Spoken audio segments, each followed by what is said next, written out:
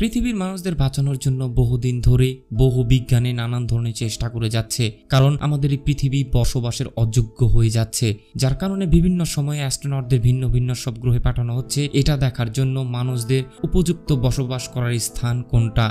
2015 সালে এমনই একটা সায়েন্স ফিকশন সিনেমা মুক্তি পায় অ্যান্ড যেখানে আমরা কিছু অ্যাস্ট্রোনটদের মার্স অর্থাৎ মঙ্গল গ্রহে দেখতে পাই, যারা একটি মিশনে সেই মঙ্গল গ্রহে গিয়েছে। তবে সেই অ্যাস্ট্রোনটরা হঠাৎই এক বিশাল ঝড়ের কবলে পড়ে যায়, যেখানে তাদের মধ্যে থাকা একজন অ্যাস্ট্রোনট সেই ঝড়ের মধ্যে হারিয়ে যায়, যেখানে সেই অ্যাস্ট্রোনটদের দল সেই মানুষটিকে সেখানেই রেখে তারা পৃথিবীতে চলে আসে। এবং তারপর সেই মানুষটির সাথে কি ঘটেছিল যেটি জানতে হলে আপনাকে এই ভিডিওটি সম্পূর্ণ দেখতে হবে। অ্যান্ড এই সিনেমাটিকে পরিচালনা করেছেন পরিচালক রিডলি স্কট। আপনি যদি আমার চ্যানেলে নতুন হয়ে থাকেন তাহলে দয়া করে সাবস্ক্রাইব করে রাখবেন। তো চলুন শুরু করার আগে, হে গাইজ, আমি Parvez, welcome to my channel. And এই ভিডিওতে আমি 2015 সালে মুক্তি পাওয়া একটি সায়েন্স ফিকশন সিনেমা যেটির নাম হচ্ছে দ্য মার্টিয়ান সেটিকে সম্পূর্ণ এক্সপ্লেন করব। যেমনটা বলছিলাম, নাসার কিছু অ্যাস্ট্রোনট মঙ্গল গ্রহে একটি মিশনে গিয়েছে এবং যেখানে তারা মঙ্গল গ্রহের মাটির কিছু স্যাম্পল নিচ্ছে, কারণ তারা এটা দেখতে চাচ্ছে যে মঙ্গলের আবহাওয়া মানুষদের বসবাসের উপযোগী কিনা। তবে সেই মুহূর্তেই সেই অ্যাস্ট্রোনটদের নাসার তরফ থেকে জানানো হয়েছে যে খুব দ্রুতই সেই স্থানে একটি ভয়ানক তুফান আসতে চলেছে। তারা যেন তাদের কাজ বন্ধ করে সেই স্থান থেকে খুব দ্রুতই বেরিয়ে পড়ে। তারপর সেই অ্যাস্ট্রোনটরা তাদের কাজ শেষ করে খুব দ্রুতই সেই স্পেসশিপের দিকে রওনা হয়। তবে ততক্ষণে সেই তুফানটি সেই স্থানে আঘাত এনে ফেলেছে। তাদের মধ্য থাকা একজন অ্যাস্ট্রোনট যার নাম হচ্ছে মার্ক ওয়ার্টনি, যিনি ছিলেন একজন সায়েন্টিস্ট। সেই মানুষটি ঝড়ের মধ্যে একটি অবজেক্টের আঘাতে সম্পূর্ণভাবে সেই ঝড়ের মধ্যে হারিয়ে যায়। মানে তাদের সাথে থাকা সেই অ্যাস্ট্রোনটদের মধ্যে মার্ক সম্পূর্ণভাবে আলাদা হয়ে যায়। তারা সবাই মার্ককে খোঁজা শুরু করে, তবে অনেক চেষ্টা করেও সেই অ্যাস্ট্রোনটরা মার্কের কোনো হদিস খুঁজে পায় না। তারা সবাই মনে করতে থাকে মার্ক হয়তোবা এই দুনিয়ায় আর বেঁচে নেই, সে মারা গিয়েছে, যার কারণে তারা সেই স্পেসশিপে করে সেখান থেকে বেরিয়ে যায়। তবে সেই ভয়ানক ঝড়টি থেমে যাওয়ার পর আমরা মার্ককে দেখতে পাই যে এখনো মঙ্গল গ্রহে বেঁচে রয়েছে। তবে সেই ঝড়ের কারণে তার স্পেস স্যুটের ভিতরে, মানে তার পেটের ভিতরে একটি রড ঢুকে গিয়েছে। মার্ক কোনো মতে তাদের ক্যাম্পে গিয়ে পৌঁছায়। আসলে তারা মঙ্গল গ্রহে মিশন করার সময় তারা এই ক্যাম্পগুলোকে বানিয়েছিল, আর এখন সে তার পেট থেকে সেই লোহার রডটি বের করে নেয়। মার্ক সেই স্থানটিতে সম্পূর্ণ একা রয়েছে। সে নাসার সাথে খুব দ্রুতই যোগাযোগ করতে চায়, তবে তাদের কমিউনিকেশনের যে ইকুইপমেন্টগুলো ছিল সেই ভয়ানক ঝড়ে তো সবকিছু ধ্বংস হয়ে গিয়েছে। মার্ক বুঝে গিয়েছে সে খুব বাজেভাবে সেখানে ফেসে গিয়েছে, তাহলে এখন সে কিভাবেই বা এখানে সার্ভাইভ করবে। একই সাথে তার সাথীরা মনে করছে মার্ক হয়তোবা মারা গিয়েছে, যেটা মার্ক নিজেও ফিল করছে। তবে তাকে যদি সেখান থেকে বেঁচে ফিরতে হয় তাহলে তাকে 4 বছর অপেক্ষা করতে হবে, কারণ নাসার নেক্সট প্রজেক্ট 4 বছর পর লঞ্চ করবে, আর যেটা তাদের প্রেজেন্ট ক্যাম্প থেকে প্রায় 3200 কিলোমিটার দূরে শুরু হবে, আর যেখানে তাকে ধীরে ধীরে এগিয়ে যেতে হবে। তবে চিন্তার বিষয় শুধু এটুকুতেই শেষ না, কারণ মার্ক এই 4 বছরে কিভাবেই বা সেখানে সার্ভাইভ করবে। তার কাছে ছিল না যথেষ্ট খাবার, আর যতটুকু খাবার ছিল সেটা তো 4 বছর চলবে না। সেই স্পেস শাটলে থাকা সকল খাবার সে অ্যারেঞ্জ করা শুরু করে এবং সে ডিসাইড করে যে সে ফার্মিং করবে, মানে চাষাবাদ করবে। তার কাছে রয়েছে কাঁচা আলু, যেখানে সে সেখানে চাষাবাদ করবে। তবে তার কাছে সব ইকুইপমেন্ট থাকার পরেও একটা জিনিসের খুবই দরকার ছিল, আর যেটা ছিল পর্যাপ্ত পানির ব্যবস্থা। মানে তার কাছে যে পানি রয়েছে সেটা তার খাওয়ার জন্য, তার কাছে অতিরিক্ত জল চাষাবাদ করার জন্য ছিল না। তবে যেহেতু মার্ক একজন সায়েন্টিস্ট ছিল, সেই কারণে চাষাবাদ করার জন্য তার কি কি প্রয়োজন সে সবকিছুই জানতো। মার্ক তার ফার্মিং করার জন্য সকল ইকুইপমেন্ট একসাথে করে ফেলে। একই সাথে সে সেখানে মাটিও বিছিয়ে দেয়, যেটাতে সেই আলুগুলো সে সেখানে পুঁতে দেয়। আর এখন তার প্রয়োজন জলের, যেটা তার এখন বানাতে হবে। আসলে আপনারা জানেন যেহেতু সে একজন সায়েন্টিস্ট, সেই কারণে সে জানতো যে পানি কিভাবে তৈরি করতে হয়, অর্থাৎ হাইড্রোজেনের মধ্যে অক্সিজেন মিশিয়ে পানি তৈরি করা যেতে পারে। মার্ক তার কাজ শুরু করে দেয়, সে সেরকমটাই করে যেরকমটা পানি তৈরি করার জন্য প্রয়োজন। তবে সেই মুহূর্তেই সেখানে একটি বিস্ফোরণ ঘটে, মানে পানি তৈরি করার জন্য যে পরিমাণ অক্সিজেন প্রয়োজন মার্ক সেটা ক্যালকুলেট করতে ভুলে গিয়েছিল, কারণ তার শ্বাসেরও তো অক্সিজেন রয়েছে। যাই হোক, সে আবার তার কাজটি পুনরায় শুরু করে এবং হাইড্রোজেনের সাথে অক্সিজেন মিক্স করে সেটি জ্বালানোর পর অবশেষে সেই কাঙ্ক্ষিত পানির দেখা মিলেছে। আর যেখানে তার ফার্মিং করার জন্য যথেষ্ট পানির প্রয়োজন ছিল সেটাও এখন পূরণ হয়ে গিয়েছে। সো কিছুদিন পর আমরা দেখতে পাই যে সেখানে প্রথমবারের মতো মঙ্গল গ্রহে কোনো চারা অঙ্কুরিত হয়ে গেছে, যেটা দেখে মার্ক খুবই খুশি হয়ে যায়। অন্যদিকে আমরা পৃথিবীকে দেখতে পাই, যেখানে নাসার তরফ থেকে মার্ককে মৃত বলে ঘোষণা করা হয়েছে এবং পুরো মিডিয়াতে এই খবরটা ভাইরাল হয়ে গেছে, যেখানে মার্কের নামে ফিউনারালও করা হয়ে গেছে। তবে তার পরেরই মুহূর্তে নাসার একজন অপারেটর মঙ্গল গ্রহের কিছু ছবি অ্যানালাইসিস করছে, আর যেখানে সেই অপারেটর খুবই অবাক, কারণ সেই অপারেটর নোটিস করে যে তাদের মঙ্গল গ্রহে যে ইকুইপমেন্টগুলো তারা রেখে এসেছিল সেগুলো সেখানে নেই। মানে সেখানে থাকা সোলার প্যানেলগুলো মার্ক তার প্রয়োজন মতো অন্য স্থানে শিফট করে নিয়েছে। আর সেই অপারেটর তার সিনিয়র অফিসারদের ডেকে সেই সম্পূর্ণ ব্যাপারটি তাদেরকে এক্সপ্লেন করে এবং তারা বুঝে ফেলে যে মার্ক এখনো সেই গ্রহে জীবিত রয়েছে। তবে এই মুহূর্তে তারা মার্কের জন্য কিছুই করতে পারবে না, কারণ তারা জানে যে তাদের নেক্সট প্রজেক্ট শুরু হওয়ার আগেই মার্ক না খেয়ে সেখানে মারা যাবে, আর তারা যদি সাহায্য পাঠানো শুরু করে সেটাও বহু মাস লেগে যাবে। অন্যদিকে মঙ্গল গ্রহে প্রায় 70 দিন কেটে গেছে। আমরা মার্ককে দেখতে পাই, সে হিসেব করছে যে 4 বছর পর যে স্পেস ক্রাফটটি তার নিকট আসতে চলেছে তার উদ্দেশ্যে তার প্রায় 50 দিন আগেই রওনা করতে হবে, কারণ তার সফরটা 3200 কিলোমিটারের। আর মার্কের কাছে যে গাড়িটি রয়েছে সেটা সোলার প্যানেলে চালিত, যেটা এক চার্জে 32 কিলোমিটার যেতে পারে। যাই হোক, নাসার সায়েন্টিস্টরা মার্কের কাছে সাহায্য পাঠানোর জন্য সিদ্ধান্ত নিয়েছে। তবে এই কাজটি করার জন্য তাদের প্রায় 3 মাসের প্রয়োজন এবং মার্কের কাছে এই ভিকেলটি পৌঁছতে প্রায় 9 মাস সময় লেগে যাবে। অন্যদিকে মার্কের লাগানো সেই আলুর গাছে প্রায় 48 দিন পর ফসল এসে গেছে। মার্ক প্রায় 400টিরও বেশি আলু গাছ লাগিয়েছিল এবং সে কল্পনাও করতে পারেনি যে তার যে ফলন এত ভালো হবে। আর এখন সেই আলুগুলোকে সে তোলা শুরু করে।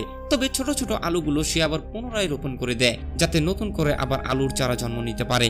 তবে তাকে তো শুধু আলু লাগালেই চলবে না, কারণ সে শুধু আলু খেয়ে কদিনই বা বেঁচে থাকতে পারবে। সেই কারণে সে চায় নাসার সাথে যোগাযোগ করার জন্য, আর সেই স্থানে সে এখন চলে গেছে। অর্থাৎ এই স্থানটি নাসা একটি মিশন চালানোর জন্য একটি স্পেস ক্রাফট পাঠিয়েছিল, আর সময়টা ছিল তখন 1997। আর যেখানে স্পেস ক্রাফটটি নষ্ট হয়ে গিয়েছিল, যার কারণে তারা কখনোই তাদের সাথে যোগাযোগ করতে পারেনি। আসলে সেই যন্ত্রটা অনেকটাই পুরনো হয়ে গিয়েছিল। এই যন্ত্রটা ফটো কমিউনিকেশনের ব্যবহার করা হতো, অর্থাৎ এটি দিয়ে পৃথিবীতে ছবি পাঠানো যেত এবং সেটার সিস্টেমটা অনেকটাই পুরনো ছিল। যাই হোক, সেই যন্ত্রটা দিয়ে অবশেষে তাদের সাথে যোগাযোগ করতে পেরেছে। মার্ক বুঝে যায় যে নাসার পুরো টিম তাকে ফলো আপ করছে, যেটা বুঝতে পেরে মার্ক প্রচন্ড এক্সাইটেড হয়ে পড়ে। মার্ক তাদের সাথে কোড ওয়ার্ডের মাধ্যমে কথা বলছে এবং নাসার টিম মেম্বাররা মার্ককে জানায় যে তার জন্য তারা খাবার খুব দ্রুতই পাঠিয়ে দেওয়ার ব্যবস্থা করছে।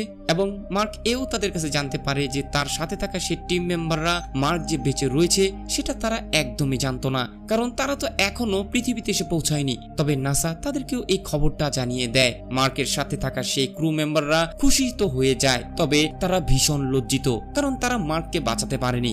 এন্ড তারপর সেই মঙ্গল গ্রহে সবকিছু তো ঠিকঠাক চলছিল, তবে হঠাৎ একদিন এক বিস্ফোরণে মার্কের সেই ফার্মে আগুন ধরে যায় এবং সেই স্থানটি সম্পূর্ণ নষ্ট হয়ে যায়। আর এখন মার্ক চাইলেও সেই স্থানে আবার পুনরায় চাষাবাদ করতে পারবে না, কারণ সে যে আবহাওয়াটা সেখানে বানিয়েছিল এখন তার কাছে সেই ইকুইপমেন্ট গুলো নষ্ট হয়ে গিয়েছিল। মার্ক প্রচন্ড দুশ্চিন্তায় পড়ে গিয়েছে, কারণ তার কাছে যেটুকু খাবার রয়েছে সে ততক্ষণ পর্যন্ত জীবিত থাকতে পারবে না যতক্ষণ সেই স্পেস ক্রাফটটি তার নিকট এসে পৌঁছায়। যার কারণে আমরা দেখতে পাই যে নাসাও তাকে উপদেশ দিচ্ছে যে এখন থেকে মার্কের কম করে খেতে হবে যতক্ষণ না মার্কের কাছে সেই সাহায্যটুকু এসে পৌঁছায়। মার্ক সেটাই করে, মানে সে একদিনে 3 বেলায় যে খাবার খেত এখন সে 3 দিনে সেই এক বেলার খাবার শুরু করে। অন্যদিকে আমরা আরো একটি স্পেস ক্রাফট দেখতে পাই, যেটা করে মার্কের জন্য খাবার ও অন্যান্য ইত্যাদি প্রয়োজনীয় জিনিস পাঠানোর ব্যবস্থা করছে। তবে সেখানে বাদে আরো একটি বিপত্তি, মানে যখনই সেই এয়ারক্রাফটটি লঞ্চ করা হয় সেটা কোনো টেস্টিং ড্রাইভ করা ছাড়াই তারা ফাইনাল মোমেন্টের জন্য লঞ্চ করে দেয়, আর ব্যাস সেটি কিছু দূর যাওয়ার পরেই ধ্বংস হয়ে যায় এবং এরই সাথে মার্কের বেঁচে থাকার সম্ভাবনাটাও নষ্ট হয়ে যায়। প্রত্যেকেই খুবই ডিপ্রেস হয়ে পড়ে। তারা প্রত্যেকেই ভাবছে যে মার্ককে তারা এই কথাটা কিভাবেই বা বলবে। যাই হোক, মার্ক যখনই সেই নিউজটি জানতে পারে তখনই সে ভিতর থেকে পুরোপুরি ভেঙে পড়ে।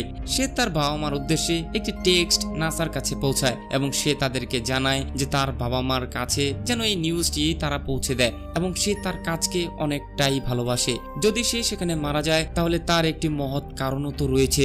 নাসার সকল বিজ্ঞানীরা তাদের মনোবল হারিয়ে একদমই ভেঙে পড়েছে। করছে। তবে সেই মুহূর্তেই নাসার কাছে খবর আসে যে চায়না তাদের সাহায্য করতে চায়, কারণ এরকম আরো একটি স্পেসশিপ চায়না 28 দিনের ভিতরে লঞ্চ করতে যাচ্ছে। আর এখানে আমরা একটি ছেলেকে দেখতে পাই যার নাম হচ্ছে রিচ, আর যে অ্যাস ডাইনামিক্যাল দেখাশোনা করত।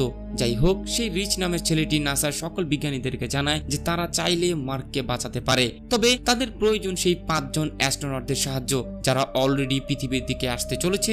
রিচ সেই বিজ্ঞানীদেরকে জানায় যে সেই অ্যাস্ট্রোনটরা যখনই পৃথিবীর অরবিটের কাছে এসে পড়বে তারা তখনই তাদের কাছে সাহায্য পাঠিয়ে দেবে, মানে সেই 5 জন অ্যাস্ট্রোনটদের উদ্দেশ্যে যাদের কাছে বর্তমানে খাবার সংকট রয়েছে। আর সেই 5 জন অ্যাস্ট্রোনট যখনই তাদের রাউন্ড কন্টিনিউ করবে তখনই সেটার মাধ্যমে একটি ফিকশনের সৃষ্টি হবে, যার কারণে তারা খুব দ্রুতই আবার মার্কের কাছে পৌঁছে যেতে পারবে। তবে এই ব্যাপারটা ছিল খুবই ডেঞ্জারাস, কারণ মার্ককে বাঁচাতে গিয়ে সেই 5 জন অ্যাস্ট্রোনটরা তাদের জীবন ঝুঁকিতে ফেলবে, আর যেটা নাসা একদমই মেনে নিতে পারবে না, কারণ তারা 533 দিনের মিশনটি আবারও শুরু করতে যাচ্ছে। একই দিকে সেই 5 জন অ্যাস্ট্রোনট ছিল খুবই ক্লান্ত, আর অন্যদিকে মার্কের এতদিন না খেয়ে বেঁচে থাকা কোনোভাবেই পসিবল না, যার কারণে নাসা সেখানে সাহায্য পাঠাতে চাইছে না। এবং অন্যদিকে আমরা মঙ্গল গ্রহে মার্ককে দেখতে পাই যে তার কাজটি করতেই সেখানে এসেছে, তবে মার্ক প্রচন্ড ক্লান্ত, সে বারবার চেষ্টা করছে এবং সে ব্যর্থ হয়ে যাচ্ছে। সেই রিচ নামের ছেলেটি একটি কাণ্ড ঘটিয়ে বসে, মানে সে নাসার কোনো অনুমতি না নিয়েই তাদের প্ল্যানের ব্যাপারে সেই 5 জন অ্যাস্ট্রোনটকে জানিয়ে দিয়েছে।